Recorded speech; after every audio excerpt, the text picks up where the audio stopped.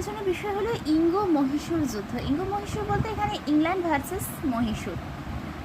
তো মহীশূর আমরা জানি যে মুঘল সম্রাট ঔরঙ্গজেবের মৃত্যুর পরে এশীয় রাজ্যগুলো কিন্তু মাথাচাড়া দিয়ে উঠেছিল। এর মধ্যে মহীশূরও ছিল একটা দেশীয় রাজ্য, যেখানকার নবাব ছিলেন হায়দার আলী এবং তারপরে তার ছেলে টিপু সুলতান সেখানকার নবাব হয়।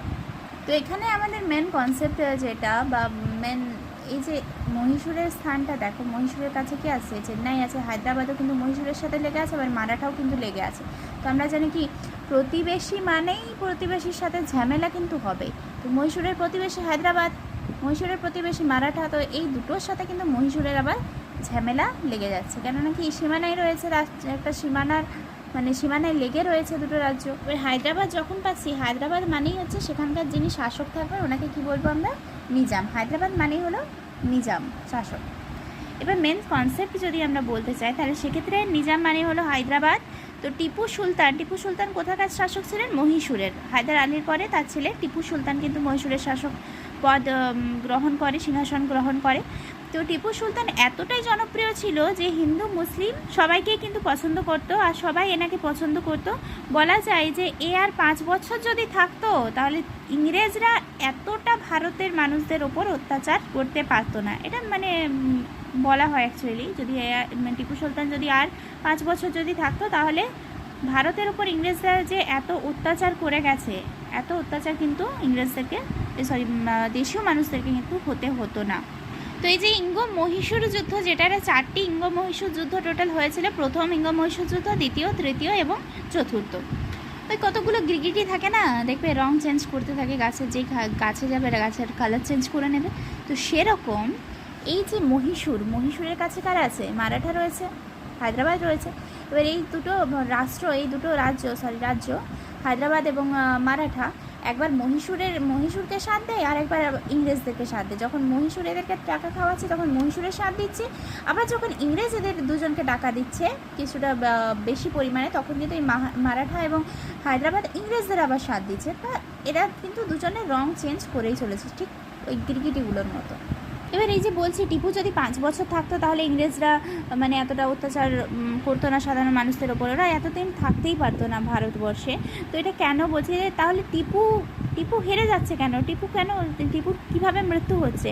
তো অনেক সময় আমরা কি করে থাকি, আমাদের কোনো গোপন কথা আমরা কিন্তু আমাদের পাশের কোনো বন্ধুকে বা বান্ধবীকে যাই হোক না কেন বিশ্বাস করে কিন্তু বলে থাকি। এবার তার মনে কি আছে সে তো সেই জানে, সে হতে পারে অন্য কাউকে বলে দিচ্ছে, হতে পারে কথাটা শুনছে আবার ভুলেও যাচ্ছে। তো টিপু সুলতানও ঠিক এই জন্যই হেরে গিয়েছিল, টিপুর সাথেও বেইমানি হয়েছে, তাই টিপু ইংরেজদের কাছে কিন্তু হেরে যাচ্ছে। টিপু বিশ্বাস করে তার গোপনীয় কথা অন্য কাউকে বলছে, সে আবার ইংরেজদেরকে বলে দিচ্ছে।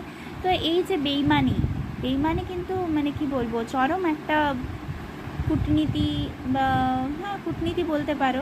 কেননা বেইমানি যে যত বড়ই শাসক হোক না কেন, যত শক্তিশালী শাসক হোক না, বেইমানির কাছে কিন্তু তাকে হারতেই হবে। কেননা সে ধরো বিশ্বাস করে কাউকে একটা কোনো কথা বললো, তার গোপনীয় কথা, এবার সেই ব্যক্তিটা তার বেইমানি করলো, ওই গোপন কথা তার শত্রুকে গিয়ে বলে দেবে, ওই রাজার শত্রুকে গিয়ে বলে দেবে। তাহলে কি রাজা তো হারবেই, তাই না? যুদ্ধ যদি হয় তাহলে তো হারবে, কেননা শত্রুপক্ষ তো জেনে যাচ্ছে রাজা কীভাবে যুদ্ধ করবে, তাই না? তো এখান থেকে আমাদের একটা শিক্ষা হয়, আমাদের কথা বলছি, ফার্স্ট 3টে বলতে পারো। ফার্স্ট বোধহয় এটাই মনে রাখতে হবে, সব গোপন কথা কিন্তু সবাইকে কাউকে বলবে না, সবাইকে বিশ্বাস করো না, সবাই বিশ্বাসযোগ্য কিন্তু হয় না। তোমার যে বিশ্বাস করে তুমি কোনো কথা বলবে সবাই যে বিশ্বাসযোগ্য হবে এমনটা কিন্তু নয়। আর জটিল পরিস্থিতিতে কিন্তু আমাদের মাথা ঠান্ডা রাখতে হবে। বলা হয় যে টিপু সুলতান যদি মাথা ঠান্ডা রাখতো তাহলে কিন্তু এই যে গোপন কথা যদি না বলতো, আজকের ইতিহাসটাই পাল্টে যেত। দেখা যেত যে ব্রিটিশদেরকে টিপু সুলতান তাড়িয়েছে। ব্রিটিশরা এমন ছিল, প্রথমে কিন্তু মহীশূরকে হারাচ্ছে, তারপরে মারাঠাকে সাথে নিয়ে মহীশূরকে হারাচ্ছে, তারপরে মারাঠাকেও যে ছেড়ে দেবে এমনটা নয়, সবাইকেই একে সবাইকেই হারাচ্ছে, সব রাজ্যগুলোই কিন্তু দখল করে নিচ্ছে।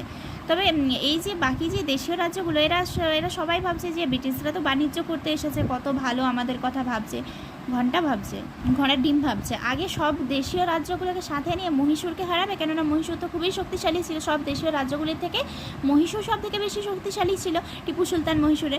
তো সব রাজ্যগুলোকে সাথে নিয়ে মহীশূরকে হারাবে, তারপরে একে একে বাকি রাজ্যগুলোকেও হারাবে। এবার এই যে টিপুর দরবারে যে সমস্ত লোকেরা ছিল গোপনে, কিন্তু এরা টিপুর বিরুদ্ধেই, টিপুর খাচ্ছিল, আবার টিপুর বিরুদ্ধেই কিন্তু ষড়যন্ত্র করছে ইংরেজদের সাথে।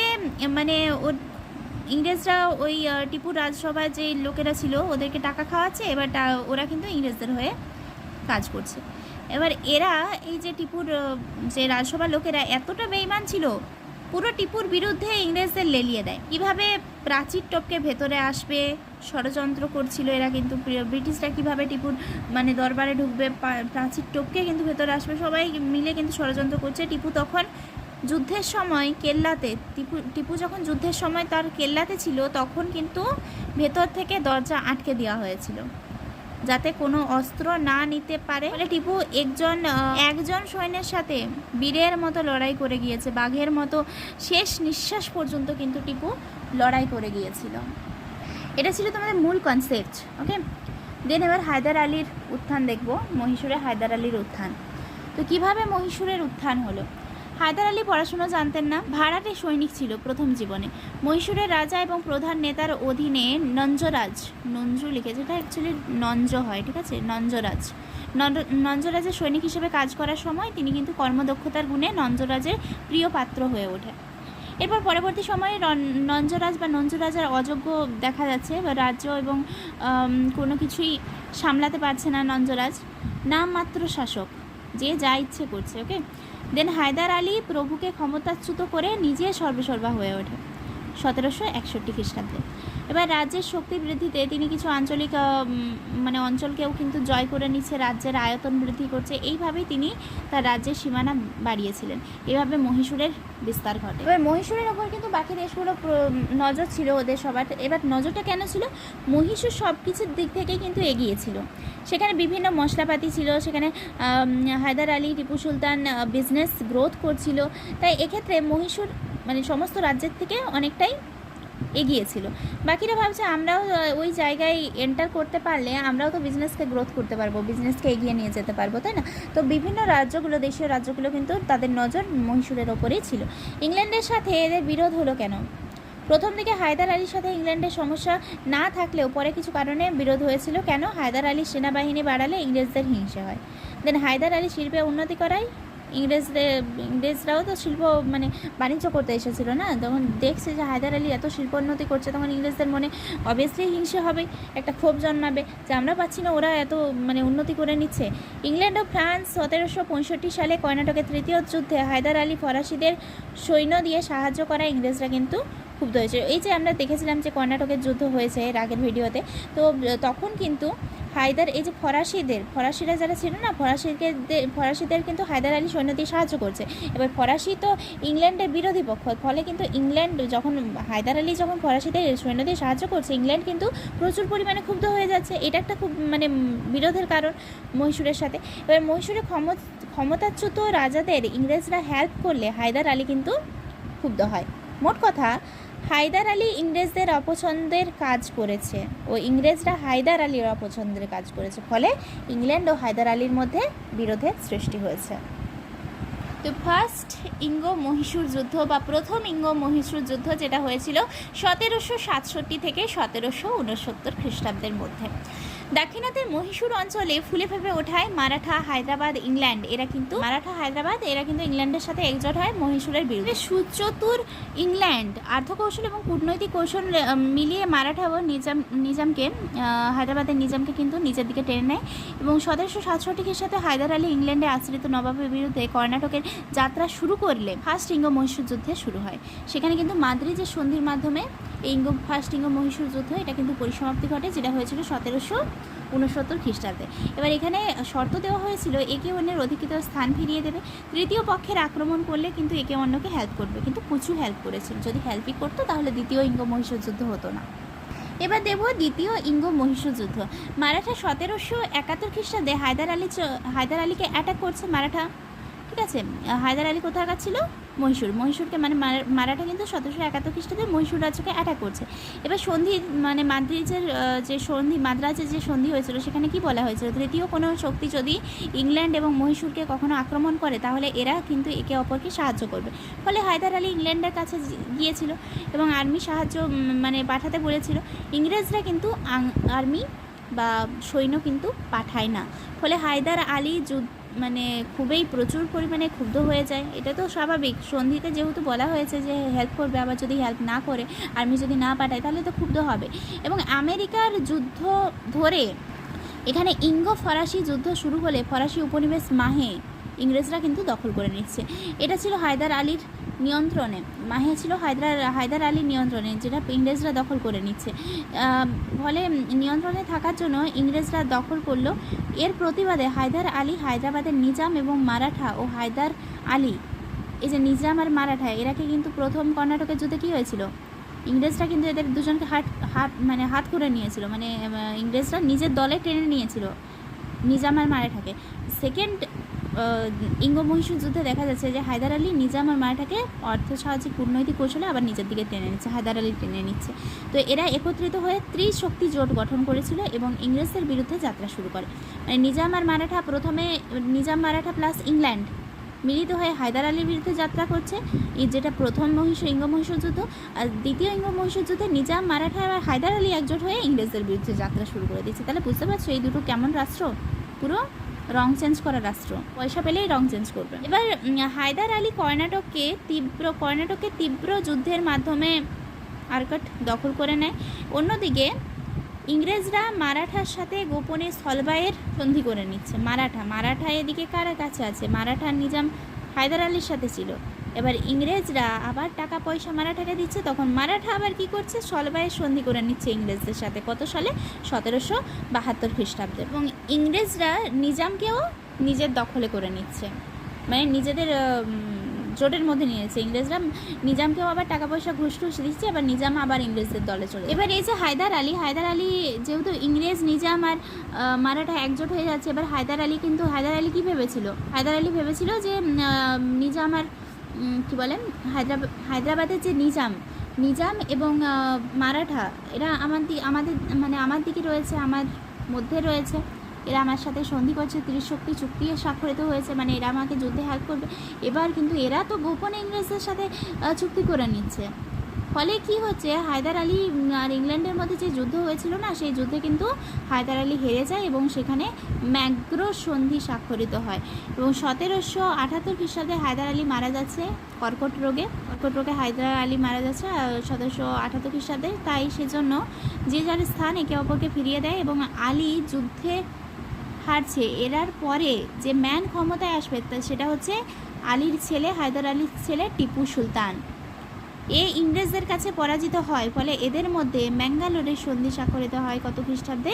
1778 খ্রিস্টাব্দে। আবারও একে অপরকে স্থান ফিরিয়ে দিচ্ছে, মানে টিপু সুলতান ক্ষমতায় আসার পরে আবারও ইংরেজদের সাথে যুদ্ধ হয়, কিন্তু ইংরেজদের কাছে হেরে যাচ্ছে টিপু সুলতান, যেহেতু আগে থেকে হেরেছিল এর বাবা, তো এও হেরে যাচ্ছে প্রথম যুদ্ধটাতে এবং সেখানে ম্যাঙ্গালোরের সন্ধি স্বাক্ষরিত হচ্ছে 1778 খ্রিস্টাব্দে।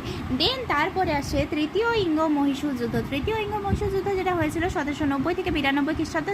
টিপু সুলতান ভার্সেস মারাঠা নিজাম এবং মানে মারাঠা হায়দ্রাবাদ এবং ইংল্যান্ড বা ব্রিটিশদের মধ্যে কিন্তু যুদ্ধ হয়েছিল। টিপু সুলতান একাই ছিল আর এদিকে ছিল মারাঠা নিজাম এবং ইংরেজরা। তবে যুদ্ধের কারণ কি? টিপু ইংরেজদের শত্রু ফরাসিদের সাথে যোগাযোগ করে এবং কাবুনা ও মরিশাসের সৈন্য পাঠায়। এবার ইংল্যান্ড নিজামের সাথে সামরিক শক্তিতে ফ্রেন্ড তো বানিয়ে নিয়েছে, আমরা দেখেছি। লর্ড কর্নওয়ালিস নিজামের কাছে একটা পত্র পাঠিয়েছিল, ওখানে ইংল্যান্ডের সমস্ত রাজ্যের কথা ছিল, সেখানে মহীশূরের নাম কিন্তু থাকে না, সেই জন্য টিপু অপমানিত বোধ করছে। মানে কর্নওয়ালিস তার মিত্র দেশগুলোর মধ্যে সমস্ত দেশের নাম দিয়ে দিয়েছে, খালি মহীশূরের নামটাই রাখেনি। তো টিপু যখন এই কথা জানতে পারলো, টিপু তো ক্ষুব্ধ হয়েছে, টিপুর মাথা কিন্তু গরম হয়ে যাচ্ছে, যুদ্ধে কিন্তু জড়িয়ে পড়ছে। এই ইংরেজদের এক মিত্র রাজ্য, মানে টিপু সুলতান যখন এর মাথা গরম হচ্ছে, মাথা গরম করা কিন্তু উচিত নয়, এটা আমরা দেখলাম। তো টিপু সুলতানের যখন মাথা গরম হয়ে যাচ্ছে, তখন এ কী করছে, কিন্তু ইংরেজদের যে একটা মিত্র রাজ্যকে কিন্তু টিপু সুলতান পাগলের মতো আক্রমণ করে বসে। এবার ইংল্যান্ড এবং মহীশূর, ইংল্যান্ড যখন জানতে পারলো যে আমার মিত্র দেশকে আক্রমণ, মিত্র রাজ্যকে আক্রমণ করছে, ইংল্যান্ড আবার মহীশূরের বিরুদ্ধে আক্রমণ ঘোষণা করে দিচ্ছে। তো শুরু হলো এর মাধ্যমেই কিন্তু শুরু হলো তৃতীয় ইঙ্গ মহীশূর যুদ্ধ। মানে এই যে তৃতীয় ইঙ্গ মহীশূর যুদ্ধ যেটা না, এটা শুরু করছে কে? টিপু সুলতান। টিপু সুলতান হচ্ছে ইংল্যান্ডের একটা দেশকে আক্রমণ করে দিচ্ছে, ইংল্যান্ড তারপর কি মানে ইংল্যান্ডের একটা রাজ্য অধীনস্থ একটা মিত্র শক্তিকে আক্রমণ করে দিচ্ছে, আবার ইংল্যান্ড যখন এটা জানতে পারছে, ইংল্যান্ড আবার টিপুকে আক্রমণ করছে। তো এইভাবে কিন্তু শুরু হলো তৃতীয় ইঙ্গ মহীশূর যুদ্ধ। এই যুদ্ধে ইংরেজদের পক্ষে নিয়ে ইংরেজদের পক্ষ নিয়েছিল মারাঠা এবং হায়দ্রাবাদ। যুদ্ধে টিপু হেরে গেলে শ্রীরঙ্গপত্তম চুক্তি স্বাক্ষরিত হয় এবং সেই যে শ্রীরঙ্গপত্তম এটা কিন্তু ইংল্যান্ডের অধীনে চলে যায়।